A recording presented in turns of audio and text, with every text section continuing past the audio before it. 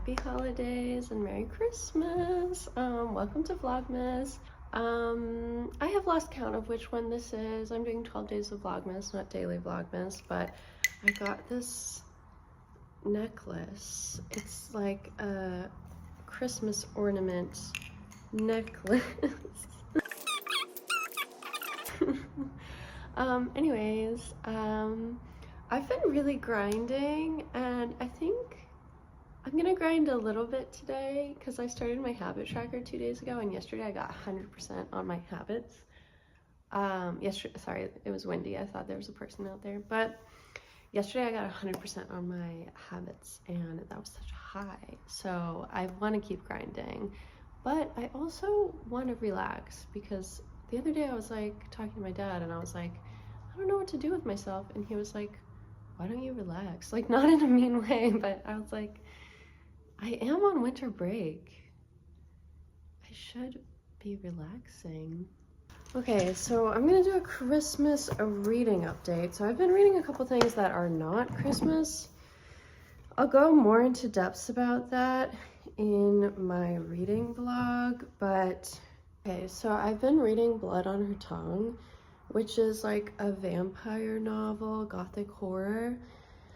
It was pitched to me by the internet as a sapphic gothic horror, and a couple of the family members of the protagonist are sapphic, but it's really not a focus of the novel. I would not pitch it as a sapphic novel. Like, it's not very gay at all.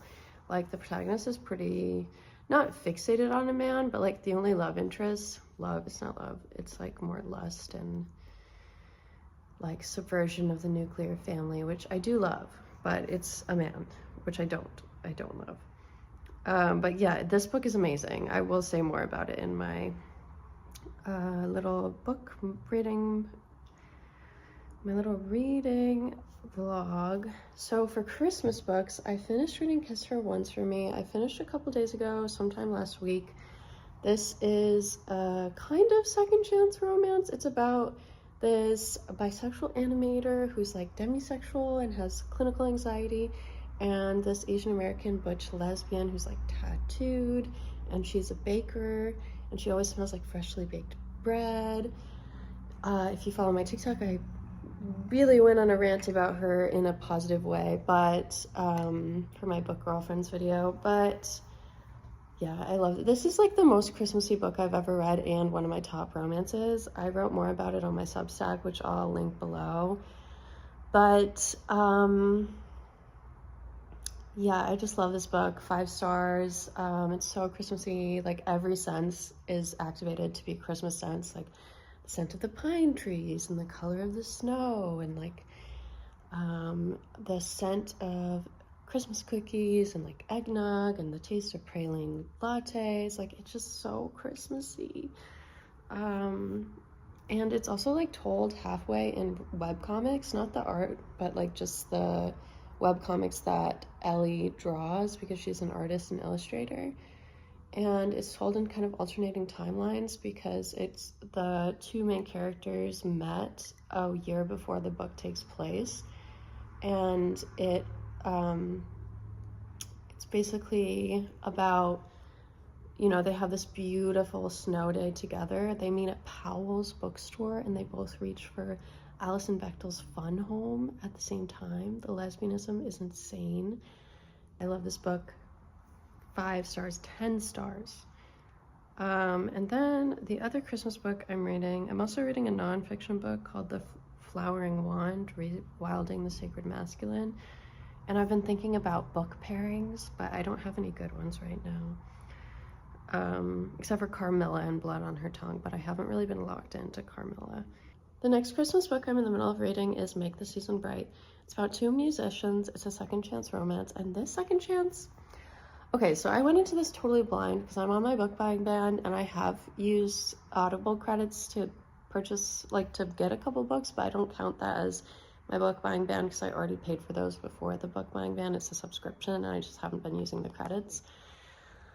Oh my god, this makes me so mad. I'm like already 2 hours in, and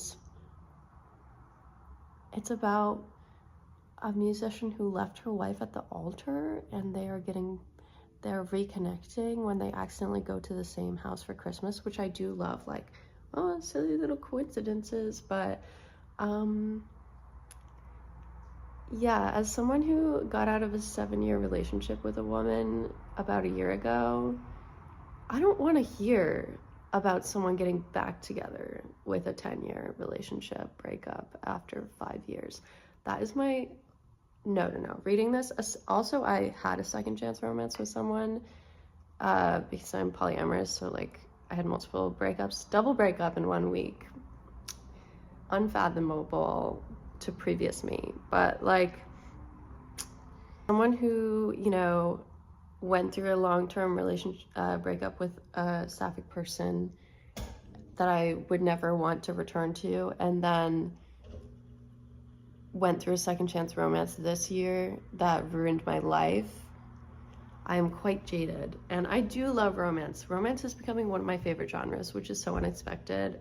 I only started reading romance like 2 or 3 years ago, and I love it. I love it so much. I think before I started reading romance, I was kind of fell victim to like the literary elitism around romance, where people are like, it's just misogyny, where they're like, oh, it's just a fluffy romance. That's what you're spending your time reading.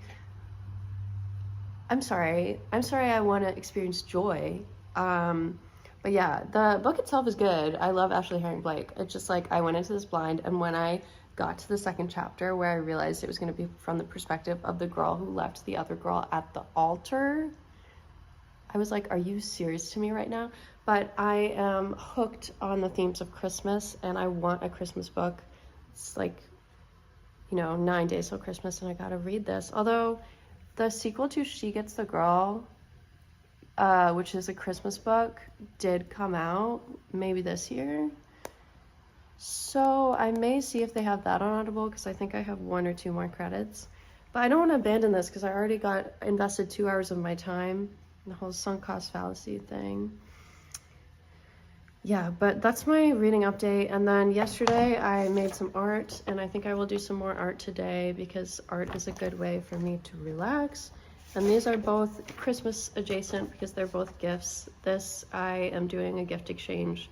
It's not necessarily Christmas adjacent, but it's the holiday spirit, so let's call it Christmas. He crocheted me a little hat, and I'm trading him this drawing for the hat. And this is for a close friend who may be coming to stay with me for Christmas, but otherwise I'll see her back in New York. Yeah, so today I think I'm just going to be doing some cozy Christmassy stuff. I'm going to maybe watch some Christmas YouTube videos. I'm going to watch a Christmas movie. I'm going to read this goddamn Christmas book that I hate. I thought about reading A Christmas Carol by Charles Dickens because I want to read more classics, but I don't really fuck with Charles Dickens because he institutionalized his wife when he was like very aware of the conditions of mental asylums at the time. But I'm trying to get over being hyper moralistic about reading, specifically when my reading no longer monetary supports the person who I have an issue with.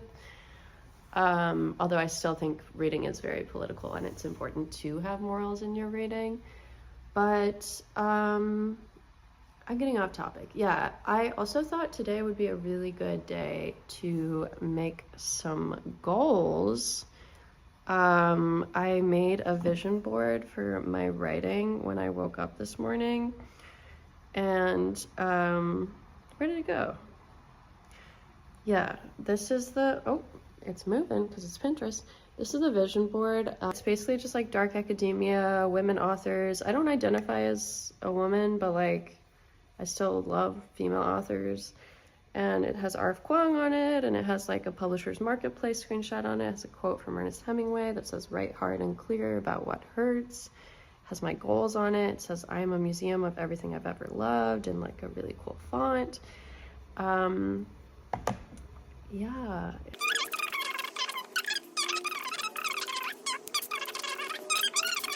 I enjoy the trend of making a personal curriculum and making a syllabus for different seasons and different years.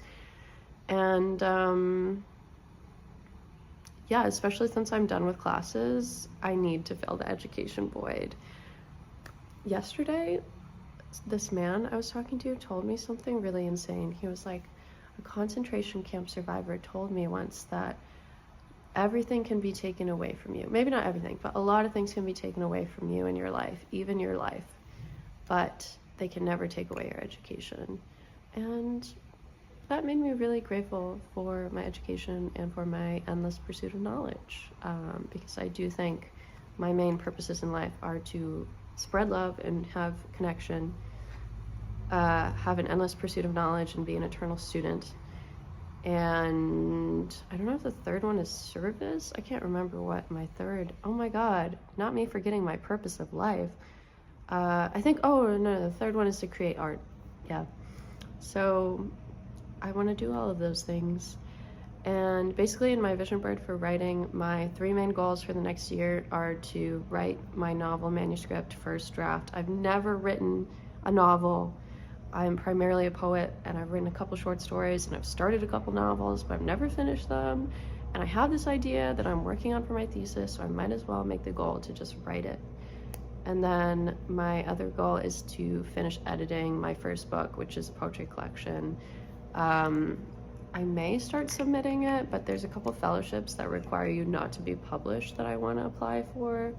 And sometimes you can make more money on a fellowship than a publication deal. Like, for example, the Miami Book Institution Emerging Writers Fellowship is $50,000. Everyone, writers reading this, please apply. I don't care that you're a competition. Somebody deserves that. And there's also the Changes Press literary, like, poetry competition, which is $10,000, which is still much better of a book deal than most poetry collections get. So we'll see if I submit it or not. Basically, I have to wait until I hear back from the fellowship before I start submitting. And then the last goal is just to keep writing, whether it's journaling and also to read, but whether it's journaling or, like, you know, writing more poems. I have this new manuscript I'm working on of family and ancestry and nature and, like, hunting poems. Because since I started my thesis, I've gotten a lot of feedback that, like, there are a couple poems that stand out, and then I started writing a few other poems, which I've talked about in my writing blog. That will be up soon. But yeah, I may write a poem as a gift for my father today about this memory he has of falling in love with my mom as they stared at each other and snow started softly falling. So I might write that. But this has been kind of a chaotic, like, goals for the day. You will see what I do and don't accomplish through the little clips I include moving forward. And then I'll do another check-in at the end of the day, or I won't, and I will just give you some calming videos of Christmas movies. See you later. The pillows we're not going to use all day.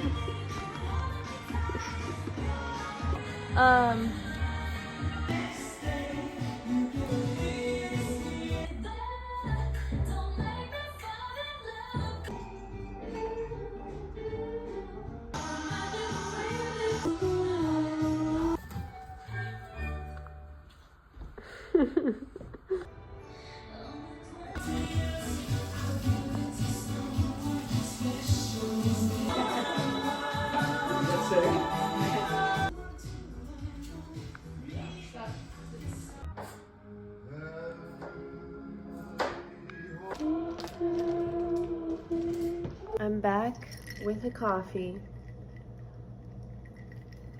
I wish it had peppermint creamer, but it just has caramel creamer because I have a package and I thought I would open it on camera because no, I'm just kidding. You know that whole rule, the camera eats first? That kind of applies to packages. Oh my God, I know what this is. Oh, it's a couple things. Okay, so the thing that made me lose my mind is this. What is a guy gonna do if he doesn't have Squishmallow? I actually genuinely mean that because I have raging PTSD and I need something to hold when I'm dissociating, but also, oh my God. Okay, so this is some Christmas nails. I might wait to put these on until after I wrap my present. I've got a couple options. So this is like snowflakes. This is reindeer. I don't remember selecting reindeer. I don't even know that that's what I selected, but I'm happy about it. And then these are like cuter, shorter ones that I feel like would give me less dysphoria than this one, but I'm obsessed with the pattern of this. I haven't had long nails since I came out as a man, and even probably a year before that, because things were cooking in there, and I was feeling dysphoric every time I put on long nails. And it's kind of a bummer because I had an amazing nail tech. I still have an amazing nail tech, it's just a different nail tech. I'm so sorry. I usually am loyal to a fault with nail techs. I went to the same nail tech for 3 years. Literally left the state for 9 months and came back and went to the same nail tech. But she is so expensive, and my friend CJ, who, if you don't follow them on TikTok, you should. They're like a stage manager for the Radio City Rockettes, and they post a lot of cool day in my lives, and they post a lot of cool butch femme content, and they're a nail tech now, and they make amazing press-on nails, and they do amazing short nails, and so I really like going to them because it's more gender affirming. But I haven't had long nails since I came out, and like I said, probably like a year beforehand. But I saw one of my trans guy friends wearing long nails recently, and you know what? I loved it. I mean, I would never judge anyone for how they choose to present. Gender and presentation are not the same thing, but I personally have a lot of challenges with connecting to my masculinity and still feeling comfortable with my femininity since I've come out. And seeing him be comfortable in that aspect of femininity within manhood was very inspiring to me. And I support other guys wearing nails, so why can't I? And just look at how cute. It's little reindeers and little candy cane pattern and snowflake. I think this is gonna be awesome. And then I just got some nail glue. And then I got some Mod Podge because I want to collage onto journal covers. Also, I'm so sorry that this is so crooked. I'm sorry, don't hate me. Yeah, I'll check in later. Bye. Okay, I almost forgot to unbox the Squishmallow, and by forgot, I didn't mean I forgot, because how could I forget such a thing? But I just didn't want to get a knife on camera. Yeah, what shall we name her? I honestly just wrote a poem about a cow with spots like these, so this is kind of beautiful. But I'm so happy I don't have any squishes here, and also I got rid of a lot of my larger squishmallows when I moved out of my old apartment, and I only have small squishmallows. And like I said, raging PTSD, I need something big to hold when I'm freaking out, but also when I just want to be cozy. What shall we name her? What shall we name him? Gender is a construct. But let me know what you think I should name this cow. Christmas is for children. Well, your daughter doesn't.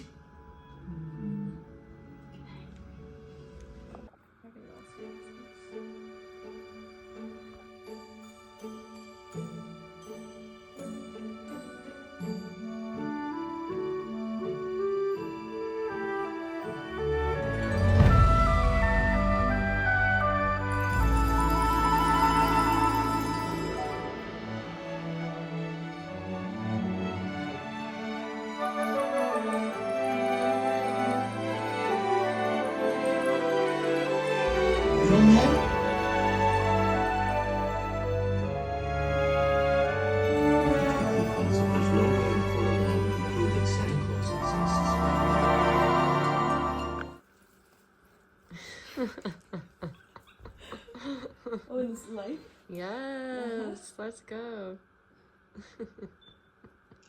Cute. Our battalion is encamped on the Friends as dear to me as any in the real world. I gave myself up to it, longing for transformation.